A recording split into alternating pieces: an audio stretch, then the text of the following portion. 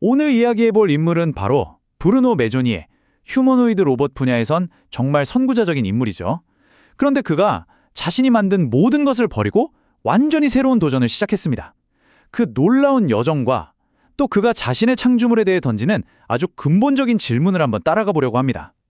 여러분 혹시 나오나 페퍼라는 로봇 들어보셨나요? 바로 그 로봇들을 탄생시킨 장본인이 내가 만든 로봇의 뇌는 완전히 틀렸다고 선언했습니다. 아니 이게 대체 무슨 소리일까요? 오늘 이야기의 가장 핵심적인 질문이 바로 이겁니다. 자, 그럼 시간을 좀 거슬러 올라가 보죠. 메조니에가 처음 가졌던 비전은 과연 무엇이었을까요? 그리고 그는 어떻게 그 어렵다는 휴머노이드 로봇의 꿈을 현실로 만들어냈을까요? 그 성공의 정점에서부터 한번 시작해 보겠습니다. 그의 여정은 2005년에 시작됩니다. 휴머노이드 로봇을 만들겠다는 꿈 하나로 알데바란 로보틱스라는 회사를 세웠죠. 그리고 곧이어 나와 페퍼 같은 정말 세계적으로 유명한 로봇들을 탄생시킵니다. 그런데 여기서 반전이 일어나요. 회사를 소프트뱅크에 매각한 후에 그는 뭔가 결정적인 한 조각이 빠졌다는 걸 깨닫고 어나더 브레인이라는 새 회사를 차리며 완전히 새로운 탐구를 시작합니다. 그러니까 메조니행의 첫 목표는 아주 명확했던 거죠. 로봇이 우리 삶 속에 실제로 존재하려면 일단 몸이 있어야 하잖아요. 물리적인 형태를 만들어주는 것, 그게 첫 단계라고 생각했던 겁니다.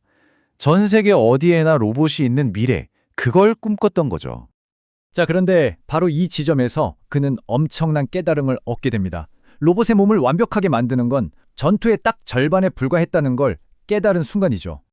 그는 자신의 로봇들이 아무리 친근한 외모를 가졌어도 정작 가장 중요한 진짜 뇌가 빠져 있다는 걸 알게 된 겁니다.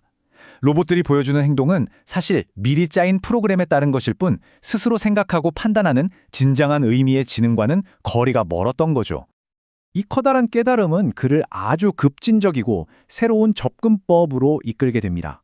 놀랍게도 그 해답은 컴퓨터 과학이 아니라 생물학, 바로 우리 뇌 그 자체에서 영감을 얻는 방식이었습니다. 그게 바로 유기적 AI, 영어로는 Organic AI라는 개념입니다. 이건 그냥 추상적인 신경망을 흉내내는 수준이 아니에요. 실제 우리 뇌가 작동하는 생물학적인 구조에서 영감을 받아서 기계지능이라는 걸 아예 근본부터 다시 설계하자는 접근법이죠. 자, 여기서부터가 정말 흥미로운데요. 기존 AI와 뭐가 다르냐? 이 관점의 차이를 한번 보세요. 주류 AI는 뇌를 하나의 거대한 뉴런 덩어리, 즉 네트워크로 봅니다. 반면에 유기적 AI는요, 뇌는 수많은 미세 기둥들이 서로 협력하는 집합체라고 봐요. 출발점부터가 완전히 다른 거죠. 이 미세 기둥이라는 게 뭐냐면 약 100여 개의 뉴런으로 이루어진 아주 작은 클러스터예요. 우리 뇌의 피질에만 이런 기둥이 무려 2억 개나 있다고 합니다. 각각의 기둥은 아주 단순한 기능만 수행하는데 중요한 건 이 단순한 기능들이 수억 개가 모여서 서로 협력하면서 우리가 지능이라고 부르는 고차원적인 능력이 저절로 짠! 하고 나타난다는 겁니다. 이게 잘 와닿지 않으신다면 꿀벌군집을 한번 떠올려 보세요. 꿀벌 한 마리 한 마리는 사실 굉장히 단순한 생물이잖아요. 그런데 수백만 마리가 어떤 중앙 통제나 리더 없이도 서로 협력해서 정말 복잡하고 지능적인 집단 행동을 만들어내죠. 핵심은 바로 이거예요. 우리 뇌도 똑같다는 겁니다. 지능이라는 게 누가 위에서부터 하나하나 프로그래밍해서 내려보내는 게 아니라 수많은 단순한 미세 기둥들의 상호작용을 통해 아래에서부터 위로 자연스럽게 생겨나는 일종의 창발적 속성이라는 거죠. 좋습니다. 그럼 이 개념이 우리가 흔히 아는 챗 GPT 같은 주류 AI랑은 구체적으로 어떻게 다른지 한번 직접 비교해 볼까요? 표를 보시면 차이가 정말 극명하게 드러나죠. 주류 AI는 사전에 어마어마한 데이터로 훈련을 시켜야 하고 에너지를 엄청나게 잡아먹습니다. 반면에 유기적 AI는 적은 샘플만으로도 실시간으로 계속 학습할 수 있도록 설계됐어요. 이건 단순히 효율이 좋다는 걸 넘어서 한 번도 겪어보지 못한 새로운 상황에 맞닥뜨렸을 때 어떻게 대처하는지 그 의사결정 능력에서 근본적인 차이를 만들어냅니다. 특히 이 에너지 효율, 이건 정말 놀라운 수준입니다. 1와트 미만이라니 지금처럼 거대한 데이터 센터가 필요한 AI와는 비교가 안 되죠. 이건 AI 기술의 지속 가능성이라는 어쩌면 가장 큰 숙제를 해결할 수 있는 중요한 열쇠가 될지도 모릅니다.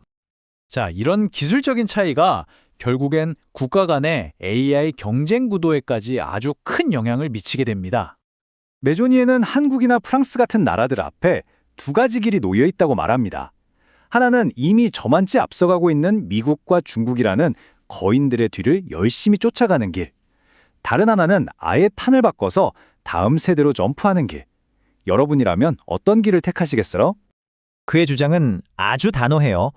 이미 미국과 중국이 짜놓은 판 안에서 그들을 따라잡으려고 애쓰는 건 결국 질 수밖에 없는 싸움이라는 거죠.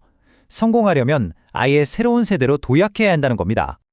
결국 이 싸움은 거인의 뒤를 쫓아가느냐, 아니면 아예 새로운 파도를 만들어내는 다음 물결의 주인공이 되느냐, 바로 이 선택의 문제인 겁니다.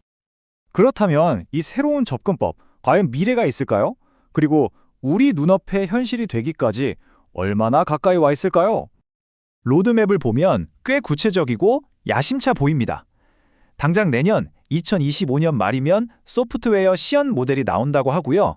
2026년 초에는 한국을 포함해서 여러 파트너를 찾을 계획이라고 합니다. 그리고 최종 목표는 이 모든 걸 아주 작고 똑똑한 칩 하나에 담아내는 거죠. 물론 자기 회사가 무조건 성공할 거라고 말하진 않아요. 하지만 그는 한 가지는 절대적으로 확신합니다. 바로 AI의 다음 세대는 결국 유기적 AI가 될 거라는 사실이죠. 자, 오늘 이야기는 우리에게 이런 질문을 던집니다. AI의 진짜 다음 단계는 과연 어디서 올까요? 지금처럼 모델을 더 크게, 더 거대하게 만드는 것에서 올까요?